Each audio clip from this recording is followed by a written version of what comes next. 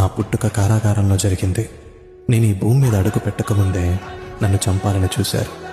నేను పుట్టగానే మా అమ్మగారికి దూరం అయ్యాను. వయసు పెరిగే కొద్దీ అసురులు నన్ను హతమార్చేందుకు ఎన్నో ప్రయత్నాలు చేశారు. కాస్త పెద్దయ్యాక మా గ్రామం నుండి మకాం మార్చాల్సి వచ్చింది.